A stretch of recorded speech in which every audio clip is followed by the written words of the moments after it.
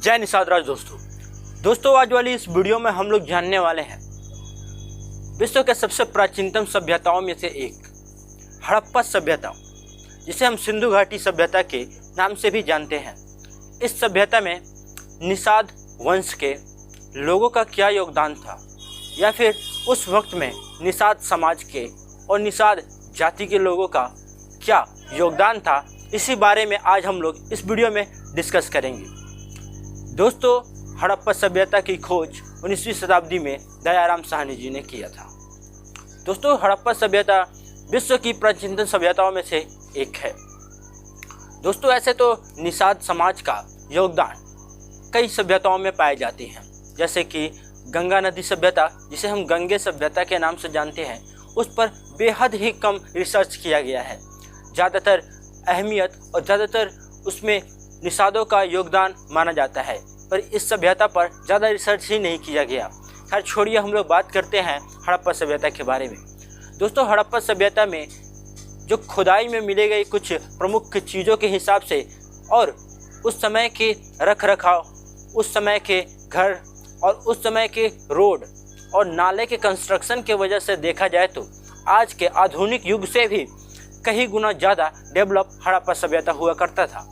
हड़प्पा सभ्यता के लोगों का मुख्य पेशा शिकार करना हुआ करता था और हड़प्पा सभ्यता के लोगों को आज के सत्य सनातन धर्म का विकसित रूप भी कहा जा सकता है। दोस्तों, उस वक्त हड़प्पा सभ्यता जितना ज़्यादा विकसित था, आज उसके अकॉर्डिंग हम लोग आज विकसित हो रहे हैं। दोस्तों, उस वक्त की नाले की निर्माण, उस वक्त की उस समय के ड्रेनेज सिस्टम, उस वक्त के उस समय की जो सामाजिक स्थिति थी, जो कि खुदाई के हिसाब से प्राप्त हुई है, उस समय की मुद्राएं, उस समय के बर्तन जो प्राप्त हुए हैं, उसके हिसाब से ऐसा माना जाता है कि वह जो सभ्यता था वो आज के सभ्यता से काफ़ी ज़्यादा डेवलप था। और कुछ प्रमुख जानकारियों के हिसाब से यह वैज्ञानिकों ने माना कि वह सभ्यता निषादों द्वारा स्थापित किया गया था। उस सभ्यता के जनक निषाद माने जाते हैं। निषाद, कोल, किरात, गोंड आदि लोगों ने उस सभ्यता को जन्म दिया था और उस सभ्यता को फल फूल कर आगे बढ़ाया था।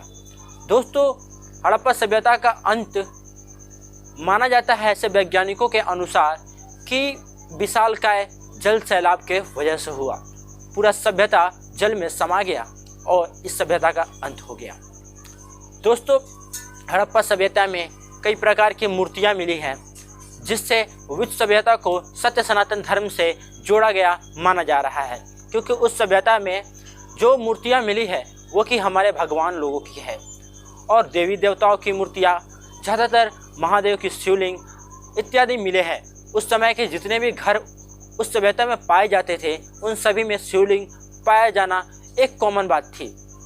दोस्तों, वैज्ञानिकों के अनुसार एक बात पर फोकस यह भी किया गया है कि हड़प्पा सभ्यता में जो देवी देवताओं की पूजा होती थी, उसका जो शुरुआत या फिर देवी देवताओं की पहचान करने की शुरुआत निषादों ने ही किया था। दोस्तों, उस वक्त कुबड़ वाले बैल की पूजा की जाती थी। उसका बेहद ही ज़्यादा महत्वपूर्ण हिस्सा माना जाता था उस समय के समाज में, हड़प्पा सभ्यता के टाइम में। उस टाइम में कई प्रकार की वंश और कई प्रकार की सामाजिक न्याय प्रणाली भी थी। दोस्तों, उस वक्त वह सभ्यता काफ़ी फल फूल रहा था और वह सभ्यता निषादों की सभ्यता थी। दोस्तों, हड़प्पा सभ्यता में पूरी की पूरी जो योगदान थी वो निषाद समाज का ही था। हड़प्पा सभ्यता एक तरह से निषाद सभ्यता ही था, जो कि आगे चलकर ख़त्म हो गया। और आज के युग में भी निषाद समाज अपने उस सभ्यता के प्रमुख कार्यों को आज भी कर रहे हैं। दोस्तों, हड़प्पा सभ्यता में निषादों का बेहद ही महत्वपूर्ण योगदान था और एक तरह से मैं बोलूँ तो हड़प्पा सभ्यता एक निषाद सभ्यता ही था। दोस्तों, मेरा मकसद था आपको हड़प्पा सभ्यता से संबंधित निषाद समाज से जुड़े हुए कुछ पहलुओं को उजागर करना और उसके बारे में बताना। दोस्तों, हड़प्पा सभ्यता निषादों की सभ्यता थी। आप इस बात पर ध्यान जरूर देना। और यह वीडियो आपको कैसा लगा कमेंट सेक्शन में जरूर बताइएगा। और ऐसे निषाद समाज से संबंधित हर एक प्रकार की हिस्ट्री मैं इसी चैनल पर बता रहा हूँ।